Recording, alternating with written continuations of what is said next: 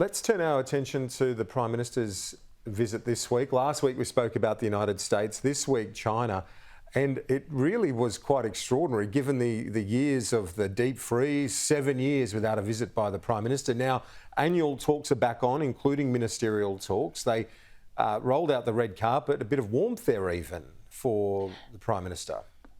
Well, I think, the Chinese would much prefer a better relationship with us because of the trade between us. And I think under Scott Morrison, things did get to a pretty low level. And I don't think that's in China's interests or Australia's, and I think both sides know that. So it's good to see them making very strong efforts to let bygones be bygones and get into a good relationship for the present and the future. The PM's now in the Cook Islands for the Pacific Island Forum. They're things that he has to attend, but I get the sense, and I'm sure you would agree with this, he wants to be back here now, and off the back of another rate rise, he needs to be back here in a political sense to be leading the government's response on what continues to be a cost of living crisis.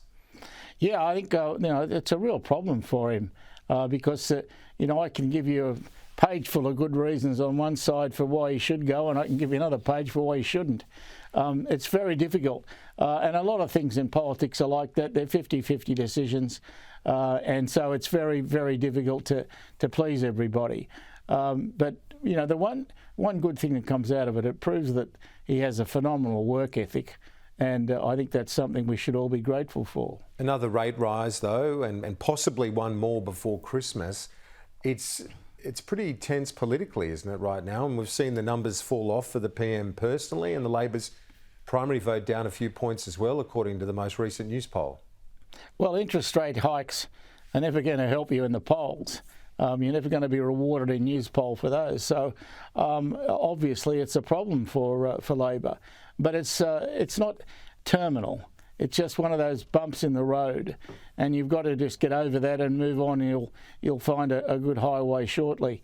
I have no doubt that between them, Albo and Chalmers will sort this out. Well, the political hardheads in that party knew, and it's not obviously wasn't raised as an issue at the time, but the voice, they had win, lose or draw, they had to have it done in the first half of this term.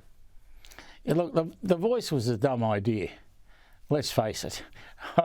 Australia was never going to accept it. It was just one of those ideas that floated and fell, and it fell a long way. It was never going to get up, never had a chance in hell, and I think one of the few mistakes that Albo's made. Richo, talk to you next week. Good on you, mate.